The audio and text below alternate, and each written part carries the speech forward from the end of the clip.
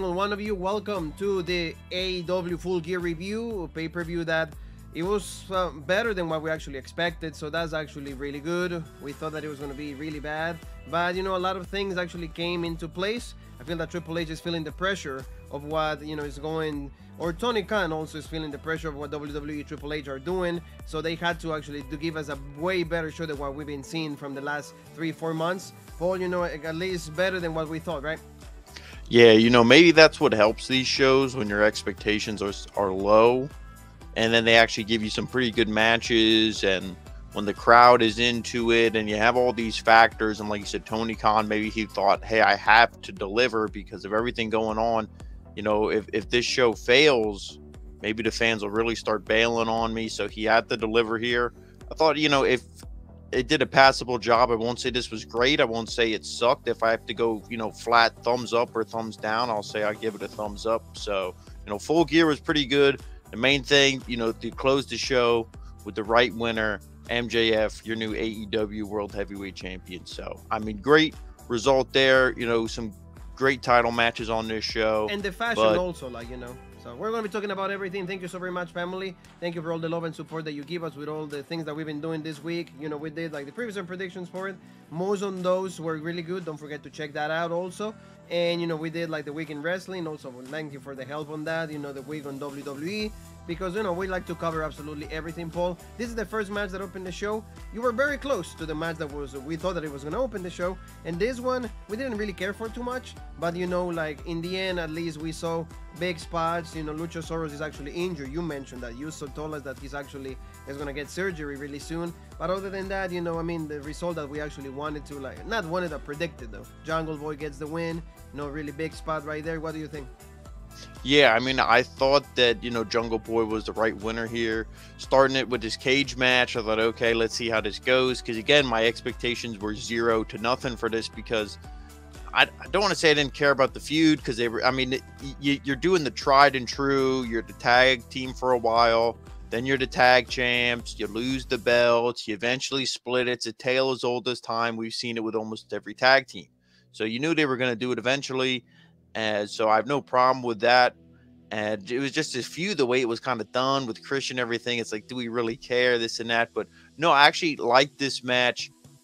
Jungle Boy, he sold a lot. He had the Crimson Mask. There's two things I didn't like about it. One, when Christian got involved and they opened the cage and then they're fighting outside and then they go back in, which I'm glad that they went back in and, finished it in there and everything. But why go out? That it did nothing for the match. It just got Christian down there to get kicked out. To me, it was pointless.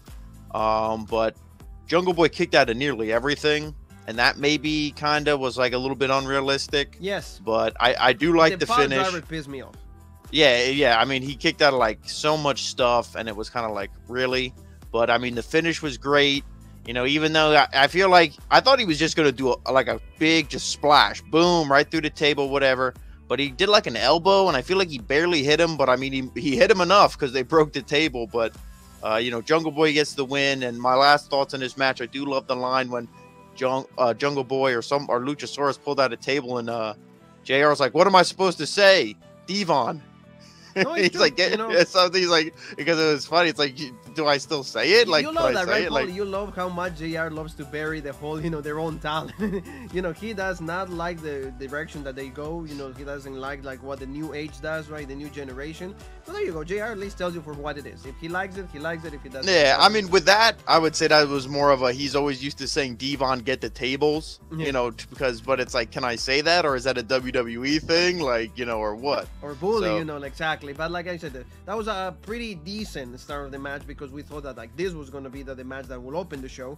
The Death Triangle and the Elite. And you said in the previous predictions that if the Elite puts them over, legit, they were going to swallow your words.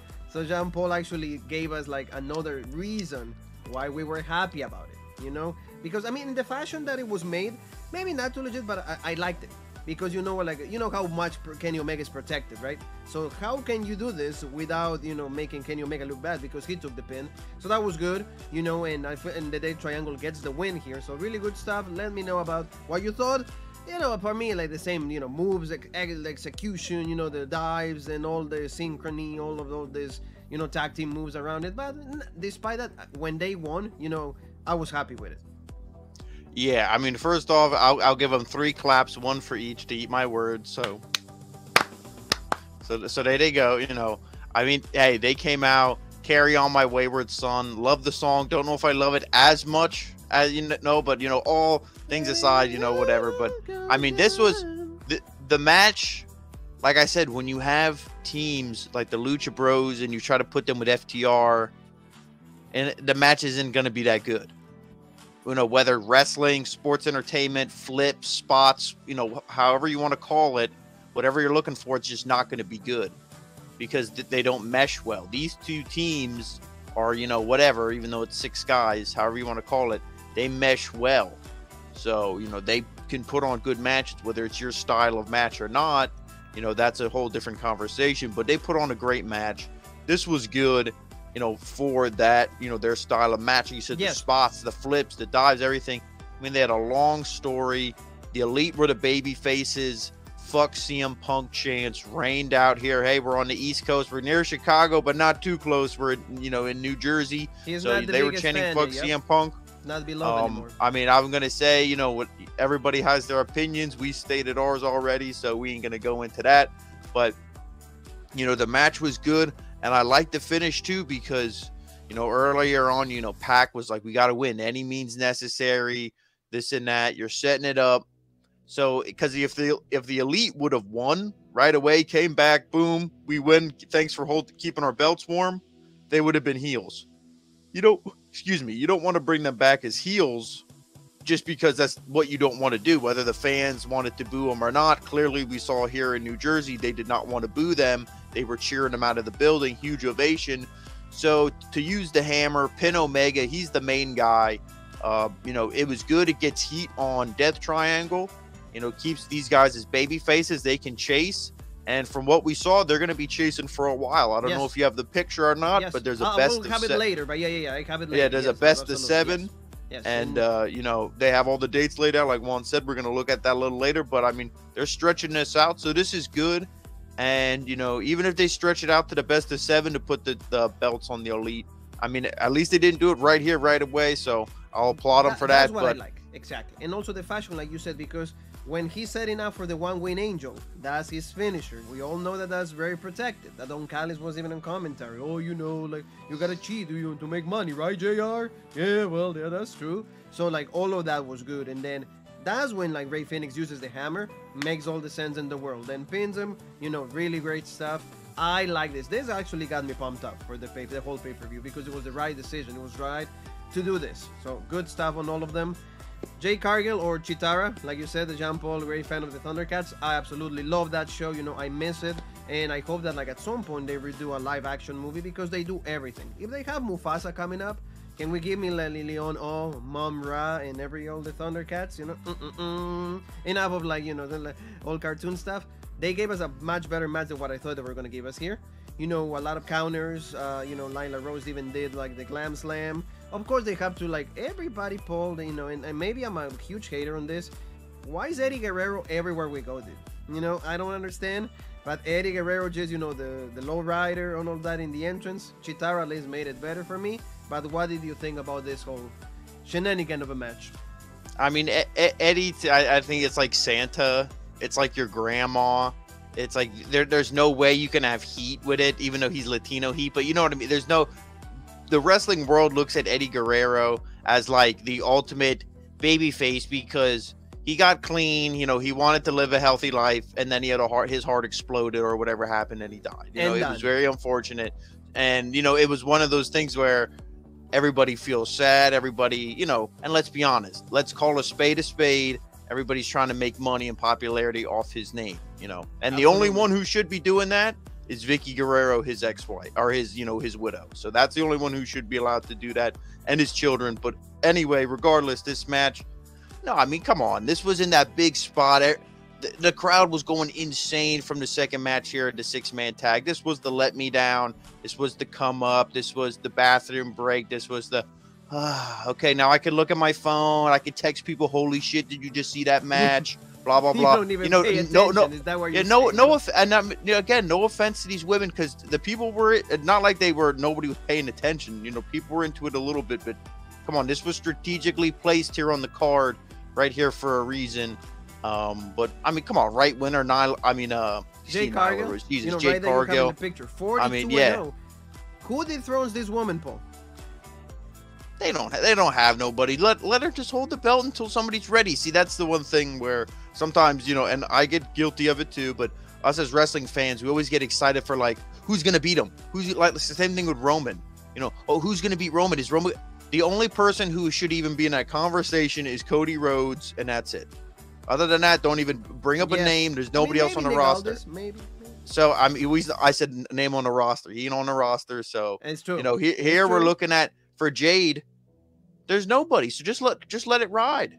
Let it ride. If she holds the belt for 10 years and you don't have nobody in 10 years and she's still the champ, okay, she's the forever champ. I mean, like until somebody's built up, you know, why do it? No, it's true. I mean, we'll see. The only person I will say, if I have to give you a name, and if she can stay healthy, because that is the biggest issue, is a returning Chris Statlander, because this is what her third that will be good. Yes, major injury. But you even mentioned like the biggest reason that why she never stays like current, because she gets injured from every single injury possible in their body. The only one that also came back yesterday on Rampage was, Mercedes Martinez. Maybe her, because they have a rivalry. It could be her. We don't know. But at least 42-0. To me, you know, it was okay of a match. Like I said, bathroom break for a lot of people. For you, I thought that like it was at least better than what I expected. Fatal 4-way for the Ring of Honor Championship, Bryan Danielson, Jericho, Castagnoli, Guevara. I enjoyed this. I mean, up till the end. The end was trash. I like, you know, all the back and forth. You know, Guevara going against Jericho. Danielson had a lot of good spots. Castagnoli, Cesaro, good stuff. But in the end, you know, Jericho gets the win. I don't give a damn. You know, everything up to like the end was good. Yeah, I mean, bad finish. You know, even Ian Riccaboni had me into it with Guevara. I thought, you know what? Maybe Tony Khan is doing a reset, and I'm thinking like, I mean, the guy Tay Conti. Every time I see her and she has that look on her face, and Sammy has that look on his face, they're automatic heat magnets. To me, they can't be baby faces. But the way that Riccaboni was selling me Sammy Guevara in this match and hyping me up, you know, I almost believed for a little bit. I thought, well, maybe Sammy could win and be a baby face, and it's like maybe they could pull it off. No. And then it's like, no, this has got to be Danielson. This has got to be Claudio. They showed the videos in the beginning. I mean, how great was all of that stuff? And again, even Guevara, I want to be a world champion. You know, when is it my time? You know, and okay, like, again, you kind of believe in all this. And then like a fart in church, you know, Jericho comes in and what's that? You know, Jericho wins it. I mean, the only major complaint I had about just the match structure itself is Jericho and Sammy go missing for like 3-4 minutes of the match, just so you can have a nice handshake Ring of Honor match between Danielson and Claudio. And then they both get beat up, and then it's Guevara and Jericho for like 5 minutes. So I don't like that in multi-man matches. Are they taking a break? Are they eating a snack?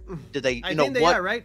I think I'm like that's the I don't like that in multi-man matches. That's lazy booking. That shows you don't know how to keep all 4 guys involved for, you know, most of the match. Or somebody goes through a table or gets a gunshot to the head, you can lay down for a little bit, but you know, really. But I mean, other than that, it was a solid match, but not a good winner. Good, and you know, like how they put like the double, like, you know, submissions. And the only thing I will say is about all that is they're trying to get a TV deal for Ring of Honor. They're trying to like kind of make Ring of Honor its own entity, so AEW can focus more on AEW. Ring of Honor can focus more on Ring of Honor, and they can both grow. Because right now, they're both kind of competing for TV time. So maybe they didn't want to do a big title change here. Final Battle's coming up. That's the WrestleMania of Ring of Honor. That's their biggest show. So maybe Jericho drops it there at Final Battle, because you know he's going to be defending it.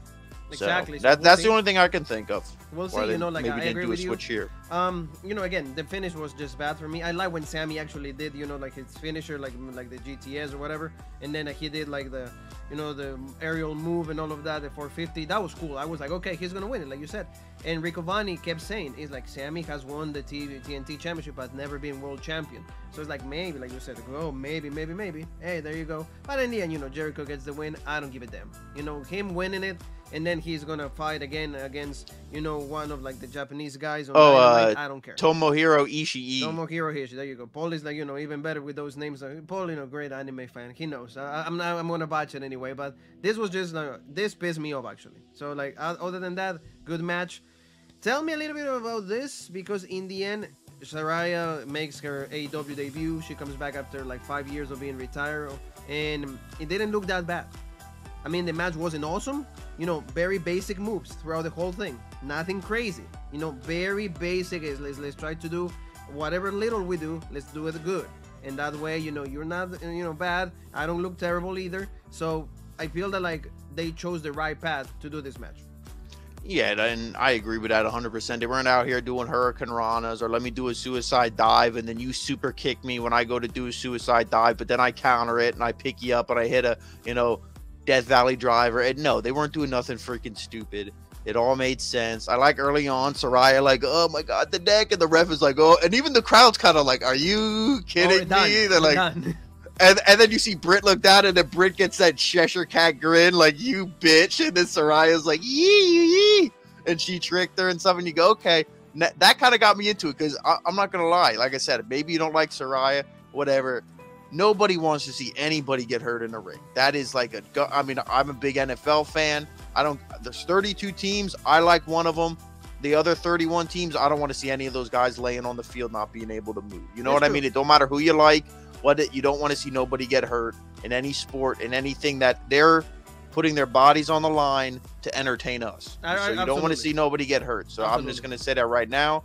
But no, this match was basically, they didn't do anything good. I mean, yeah, she did the stomp, and, you know, Saraya did the super kicks, a couple botches here and there, maybe missed timing, stuff like that. Like when Saraya went to go do that DDT that she does where she catches the rampage. Yep. Yeah, the rampage, you know, that wasn't the first, but then, you know, when she kind of hit the finish, that came out of nowhere. So I don't know, maybe that was mistimed, or maybe that was the whole thing. It was just boom out of nowhere.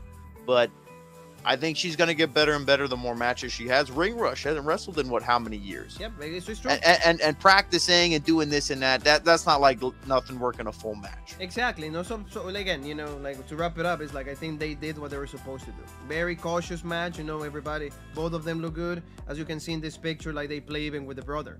You know, right there with like Saraya's and nobody came out for this match, right? Like no Rebel. No, there was no Rebel. Okay. I thought this match was clean for the AEW Women's Championship for Toni Storm. So like that was good. And in the end, you know, she gets the win. We thought she was going to. Hey, she's happy. We're all happy that she's okay. She looked bad. She didn't look bad, and you know she's healthy. So maybe we don't know how often she's gonna have matches. You know, it's like Edge, maybe like the Bryan Danielson. We'll see what happens on that. But at least, you know, she's back and she's still good in one piece. Yes. So well done for like Saraya. Britt didn't look that bad either. So again, she's becoming that ring general. Like you said, batches and everything. But like that Britt has always been known for doing so. So here, you know, we thought that like there was gonna be a good match. It was a little quick for me, but at least the winner is actually good because the storyline is gonna prolong itself. I would have much rather to see Powerhouse doing that. But again, you know, whoever, you know, you're gonna tell us who won, but like at least it was a little better than what I thought. Yeah, to me, this one was a surprise. I mean, I thought in the whole match, if you said who was the most impressive, like if this was just based off points, if there was no pinfall, nothing, it just a buzzer rang and you said, okay, based off points, who wins? Wardlow. Man, Wardlow looked like a stud in this match. I mean, and he has for a long time. He's been involved in a lot of crappy stuff pretty much since the MJF feud. Yes. But now, you know, okay, this was a high-profile match, 3 guys in there where, you know, maybe Wardlow and Will Hobbs, you know, they still have so much more of their career ahead of them than behind them. That might not be the case for Samoa Joe, but all 3 guys in here I thought held their own. They look good. And, you know, the savvy vet, people probably thought, okay, he's going to be in there, kind of lead these guys. Maybe he's even going to be the one to, you know, take the pin or this or that. Hell no. He said, I'm winning the damn thing. Yep. And he freaking, you know, taps out Willie Hobbs. And, I mean, that's one thing where, man, I don't think anybody saw that one coming. Yeah. So this is one thing where, hey, Wardlow lost. What did we even say, though? If Wardlow, he don't lose, he's not the one who gets pinned, submits, whatever. He still looks strong. Who can he go after? You know, MJF, the new world champion. So that, I mean, they set it up perfect. to me, that is something where I wouldn't do that unless Wardlow's beating him for the belt. And you're not gonna obviously make Wardlow your world champion right away. Right, So but to me, like, I at would least, I would know find that, a like, way. I would content- find a way to somehow prolong that, or maybe do something where MJF gets a shitty win over him and says, "Okay, you're to the back of the line," blah blah blah, and then you somehow stretch it out or something. But I mean, this match, it wasn't bad. It was three big guys beating each other up. Samoa Joe. This kind of gave me vibes of TNA, and we're gonna talk about some TNA in a little bit it's here. coming. But oh yeah, it's but coming. I mean, this was good. When Samoa Joe had like all the belts and stuff, Right and he was there. like the tag team champs and everything. It's giving me similar vibes here. So Oh yeah, this is, when he was you the know, champion of everything. Yes, I remember. yeah. So that. this Yeah, is absolutely. good. And Samoa Joe, I mean, hey, he's probably pretty happy right now. I was thinking he might be regretting his decision not sticking it out with WWE with his guy Triple H in charge, but I think right now he's sitting pretty happy. No, and like you said, like they're finally using him at the potential that he can have. Here is probably, I'm thinking, going to defend either one of those belts at like Final Battle. Maybe the Probably television the championship, Ring of or maybe Honor, both. obviously. Maybe they can combine, because it's AEW and Ring of Honor. I guess you said two separate entities, but just to get the crowd's attention, maybe they might do that. But a good victory for Samoa Joe. That was cool. You said TNA, right? Let's talk about TNA and Darby Allin. That's what it is. TNA Darby. This was just probably the shittiest match of the night. I will put this even worse than Jade Cargill and Nyla Rose, just because, again, the same bullshit as every single time that we see the greatest tag team of all time, Sting and Darby Allin, because they're still undefeated. If FTR goes there, they're gonna lose. Of course, everybody that sings Sting, I don't know why they forget how to wrestle. They forget that, like, they're way younger than him. They forget everything, and all of a sudden, like, he becomes like the greatest guy ever. And I hear the cowboy, Mr. Jeff Jarrett, and all of that. I mean, the only thing I like about the guy is the song, because it's TNA song. That's it. Jay Lethal, as massive like a jobber as he was on TNA. So Paul, what can we say about this? This is how I was looking at the match. I don't want to see this shit. And Sting, yeah, I'm gonna win one. I'm gonna win. I didn't hate this. A little too long on this card. 10 matches. Is this one that should have been cut? Yes. No, because I'm going to say no, but maybe it should have been booked different. I'm not in love with this. Definitely a lot of stuff. Fighting in the crowd, all that stuff. I don't care. Some spots that I thought were kind of cool was the double finish on the big guy, Satnam Singh, when he couldn't get him into Deathlock, and then Darby Allin did the okay comp, but he wasn't even in the match. But I mean, it was still that was a cool visual. I like that. Jeff Jarrett, I like the whole thing with Darby Allin, like, you dumb punk kid, because it reminded me of old school wrestling, like the old when the people, because when he, if that was back in the 80s or 90s, when he would have turned around and saw Sting, the whole arena would have exploded. Yes. And they would have been, he's gonna get it now. Sting's gonna kick his ass. Here, I mean, yeah, they cheered, but it's not like how it used to be. But I mean, Jeff Jarrett, he looks good though in there. No, yeah. I like, he can wrestle, he can do all this stuff. I think if you would book him in feuds, not with old guys like Sting, but maybe with guys who he can help train and get over and, just elevate, help them get better. Even if he ends up beating them in a match, he can help them get better, in their game of wrestling. But, this match, it was what it was. You knew the baby faces were going to win. We said it in the previous predictions. Yeah. But I mean, it was what it was. And, I mean, the spot where Darby went to jump off the ladder and Satnam Singh was supposed to catch him, that didn't really go. He pretty much just like let him kind of like drop to the ground and then picked him up and whatever. Coffin drop 1, 2, 3. We've seen this way too many times. Way too many times. Is upsetting already for me. Paul is a more TNA lover. I used to love TNA, but like, no, there's not this bullshit. These guys, again, if you go again with the rankings, Paul, right? This tag team is undefeated. When are they getting their title shot? Never, because this old fuck, oh yeah, we don't gonna touch him, because if he ever loses a word, the company goes out of business in a minute. I don't care. Well, what did you think about that power bomb from Satnam Singh on the Sting? Yeah. That wasn't like Goldberg when he, powerbomb Hogan and let me set him down, all legit. Singh kind of like just threw him to the mat. I'm like, me, remember, brother, remember, like, treat me right. No, this was, I mean, the guy can still go, but again, 65. Yeah, but I'm saying, like, damn, if I was Sting, he's probably hurting after that. Or like probably pissed. He's like, what the hell? Like, you want to be Seth Rollins with the buckle bomb? I don't know. Yeah. Like, at least, that's what it was. Paul, this was actually very happy. I mean, you're a little upset of the way that it was done. The fashion that it happened, it was bad. But, I mean, for me, at least, they told us a pretty good story. And, finally, Toni Storm loses the belt. I mean, she can always say, hey, I was fighting 3 against 1. So, easy, like, to say that. But a good match. Jamie Hayter is the brand new AEW interim, women's champion. So, this was cool. I have 2 problems with this. One, you touched on earlier. I mean, the match itself, if you cut out what I'm about to mention, I thought the match was great. The crowd is into Jamie Hayter, but they also like Toni Storm. This was almost kind of like 2 babyface yes. 2 babyface, but, Jamie Hayter's supposed to be the heel here. They told the story how they used to be best friends. They lived with each other, because during the quarantine and this and that. But now, they're rivals here, enemies, fighting for the belt. But the thing I didn't like the most was, they said they're going to do it clean. They even said, Britt Baker, she was clean in the match with Saraya. Jamie Hayter's going to do it here. Then you see fucking Rebel come out to the ring. Okay, whatever. Rebel's the stooge. She gets taken care of easily. She's a non-factor, whatever. Okay, that's fine. That didn't bother me too much. Then Britt comes down. Oh, the big kick. Who's that in the hoodie? Well, who do you think it is? Yeah. It's the ghost of Bruno Sammartino. Yeah. No, come on. Yeah. Really, it's Britt Baker. And then I'm like, oh my God, really? All this is going to get involved. And I thought, well, if they're going to do the screw job here, I shouldn't say a screw job, but if they're going to cheat here, then at least, okay, she has the heels, whatever. But, I don't like if you do that and then it plays a non-factor, because it was a non-factor. I mean, Toni Storm still lost, but it's not like it was immediately. They still wrestled, had a match. Toni Storm still had a chance to win after all of this. So, that was pointless. Then why even do it?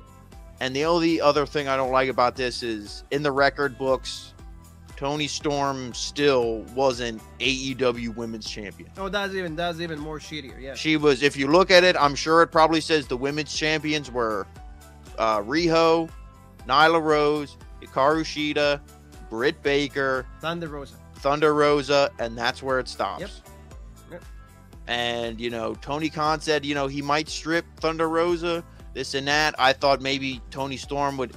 She did such a great job in a division that is awful for the most part. And I thought, okay, she should at least get that match with Thunder Rosa. Rosa should do the job, put her over, reward her. And then, okay, so that's the only thing about this that kind of is like bittersweet and it sucks. Absolutely. So hopefully at least Jamie Hayter can beat Thunder Rosa and then become the actual women's champion. That would be even better. And then Toni Storm maybe can, be the challenger for this one. I like that idea. I like that idea a lot. Because remember, in WWE also, it's 90 days. If you don't defend the title for 90 days, then you're stripped automatically. That's what they should do here. Like you said, I agree with you. Well, they can have any rule. It's Tony Khan's company. You don't gotta go. I mean, it ain't no NWA no more that sets the rules. He can say 30 days. So if you don't wrestle next time I want to book you, I strip you of the belt. Out. That's the thing. But like you said, I mean, at least I like the fashion. It was like the people, the crowd in New Jersey, they were into it. Like the Storm Zero. Oh yeah, that's why I said they were cheering Toni both Storm women. Kicked out. That was okay. I liked it, and like she was actually busted open. But again, like 3 against 1. I mean, the odds again, like she was gonna lose that belt. At least she did. It's fine. This one for the tag team championships, this one was okay. We actually said that like the Acclaim was gonna win because there was friction between Swerve and Keith Lee, and then that played out. The Acclaim are huge, so I think that like they're probably the most popular tag team. I didn't say the best. They say the most popular. And the match, Swerve is a great wrestler. I like the kicks when he just like jumps and does that kick, so good. And I mean, Caster and the other guy, it's all right. But you see the tension right here because he gave, it like the pliers. He's like, oh, let's do it. And Kid Lee, like you said, oh, no, I'm not doing that. All of that stuff. And he then stops slapping him and all of that. What do you think, Paul? I mean, for me, yeah. I mean, the match was good. Bowens was hurt. They were selling that. He was hurt in the match with Strickland. Yes. He had his arm in a sling until the start, pretty much until showtime. He had the kinesio tape on his shoulder. And, so they were selling that. And, every time we go to do a power move or just anything with that arm, selling the shoulder. So Max was bearing the heavy load. I mean, Max is the one who's the most over. He raps. He did he did 2 verses tonight instead of 1. It was 2-for-1 special tonight on a pay-per-view. So, you know, good raps getting the crowd hyped up. But, I mean, Bowens ain't no slouch either. You know, everybody likes Max because he wears the hat and he raps and everything. But, no, Bowens is good. And, you know, that, like you said, Keith Lee, he eventually leaves. But, you know, before that, I think that's when – I think Billy Gunn came down before that. Yeah. Or maybe it was after, whatever. He was pretty much a non-factor as well. And, you know, they hit the finish on him 1, 2, 3. I mean, we saw the breakup coming. Like I said, the only thing, it's kind of not real similar because they weren't champs or anything, but you'd already broke up Samoa Joe and Wardlow and feuded them. Now you're breaking up these two guys and going to feud them. So it's kind of two similar things going on at the same time. You know, maybe Sammy Guevara is, you know, going to start feuding with Jericho. So that's another person broken away from a team and is feuding. So, I mean, lots of kind of similar storylines going on here for the supposed Booker of the Year. But, I mean, the Acclaim needed to win, obviously. The only matchup that makes sense is FTR versus the Acclaim. That's the only match that makes sense. FTR winning it. Yeah, because like you said, like, and this is why we have the picture over here. You know, what happened with the Young Bucks, everybody probably being, oh, well, the Young Bucks, they have to be champs again. I want the Young Bucks to be champs again. I love the Young Bucks. Yeah. No. They need to be with Kenny Omega because you said it before. And there's going to be, what is it? 4 out of 7 series. Yeah, the best of 7. You see the matches right there where they're going to take place and everything. So they're going to be busy. And this is good. Like you said, at least we're going to see these great matches for what their type of wrestling is. Like you said, they have their own category, their own type, their own genre in the world of pro wrestling. So this is great. And that's what FTR and the Acclaim should be the feud. FTR should be the champions. At least that way these guys are enticed to stay in the company, because if not, Triple H, ring, hey, you know, you wanted to be legit again, we want to be the revival again, all of that, boom, that can happen anytime soon. Paul, let's go to the main event finally. Jon Moxley against MJF. We mentioned this, two baby faces against each other. Match, I enjoyed it a little bit. You know, we're not huge fans of Jon Moxley's matches because it's just Jon Moxley. You know, I fighting like what, sweatpants now?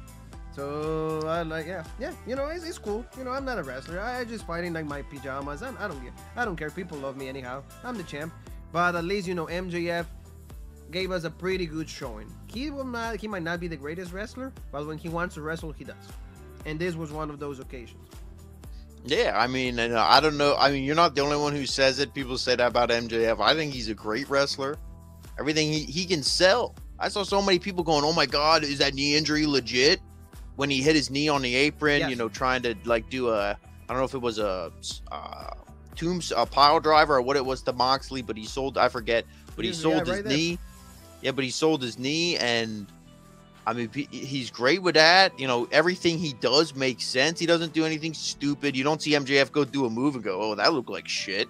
Yeah. I mean, I can't think of any time I saw MJF botch anything. Paul, I think the psychology is better than the execution. I think, like you said, like the whole psychology of the match, right? I think if you're going, I mean, Moxley, you know, Moxley does his Moxley stuff, but this wasn't awful. They weren't doing complete garbage on the outside. There was like, I don't think there was any blood. I don't think that, you know, he didn't rip him open. He didn't drink his blood or break his bones. None of, like, you know, GCW stuff. You know, yeah, none of that. I mean, this was good. And, you know, like I said, I mean, it was the main event, so everybody saw it. We don't got to go through hold, everything like that. You know, it was, the refs were taking bumps, 2 ref bumps. Oh, my God, you know, Moxley has him in the choke. Then he is the figure 4, reverses the figure 4. I mean, the action, it's hyping up. The crowd's into it. Again, 10 matches, almost 4 hours. And the crowd is into it. Well, probably by the time this started, 3.5 hours. The crowd is into it, man. They're loving it. You know, he goes to use the ring. You see Regal come down. No, you don't use that ring. You don't use that ring. Like I said, the ref bumps happen, all this stuff. Mox is down. You see Regal slides in the brass knucks, and the place booms. They go crazy because even though they're all heel, they're doing heel stuff. He's over. He's the baby face. And throughout the match, every time Moxley hit a punch, boo. Moxley, fuck you. Boo me if you want. He even flipped off the crowd. So Moxley played heel in this match, which was perfect. Even though he was the baby face, he still played heel. And MJF was getting a baby face reaction playing the heel. So it was all reverso, bizarro world. But it made sense here. He gets the brass knucks, clocks him, puts it in his trunks, makes the cross ever so slowly, drapes the arm. You get the Earl Hebner. 1, 2. And I'm thinking, oh man, is Moxley going to kick out? You see him talking. He's saying something. His lips are moving and his eyes are open. And I'm like, he's going to kick out. 3. He doesn't. We got the new world champion. He's probably saying, thank your lucky stars, kid, blah, blah, blah. I'm going to go bang my wife and make another kid, blah, blah, blah. I'm Jon Moxley. Who knows what he was saying to him. But we got the new world champion here, MJF. So, I mean, the fallout, you got to not just think, oh, MJF, where does he go from here? The whole Blackpool Combat Club, because Moxley's going to see the footage.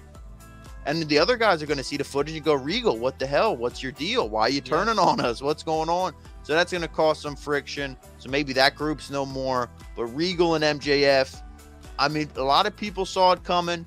I thought that they would do it too. I didn't say previous predictions, so people probably say, oh, you're bullshit, you're a liar, this and that. But, I mean, when the way that they had their promos, their interactions leading up to this, you could kind of feel it. And do any of the guys really in the Blackpool Combat Club need Regal?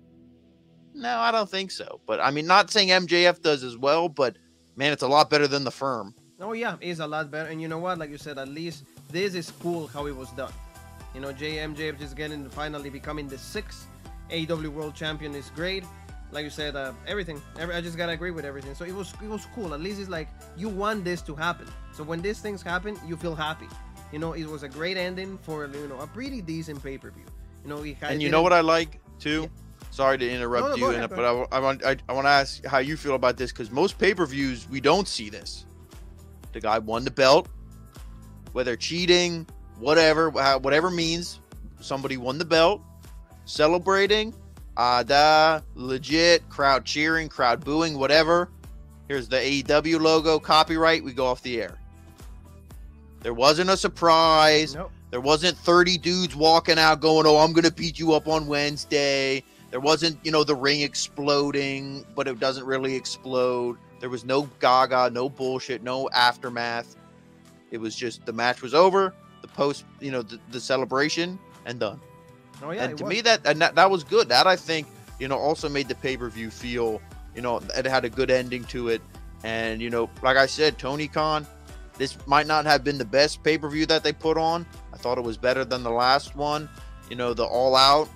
All Out. Obviously, how could you forget the All Out scrum, the press scrum, the All Out fight, everything, the Brawl Out. We're never going to forget All Out because of everything that happened. But yes, Full Gear, I thought this was a better show from the crowd, from just, the performance. The only thing is maybe cut a match here or two and get FTR on the card, because they're the most talented tag team, in the whole roster. Absolutely. And we already have a topic to talk about in the Week in Wrestling that we will do, on Friday, because, they released the new cover for the AEW Forever game, and CM Punk is not in it. So a lot of people, are pissed, but there's a lot, they had to release the first trailer. We will have the trailer for you guys. So, we will have all of that for you, on Friday. Thank you so very much for being one more time, for joining us. I hope that you guys enjoyed it. John Paul, Juan's right here talking about everything involving pro wrestling. And tomorrow we start with something different. The World Cup 2022 opens up. It's finally soccer time. The beautiful game is going to be among us for 3 weeks. So we're going to be talking about a lot of things about the whole tournament. The United States is part of it. They play on Monday at 2 p.m. and Ecuador and Qatar, they're going to be kicking off this soccer season. So thank you very much, family, one more time. Paul, where can they find us?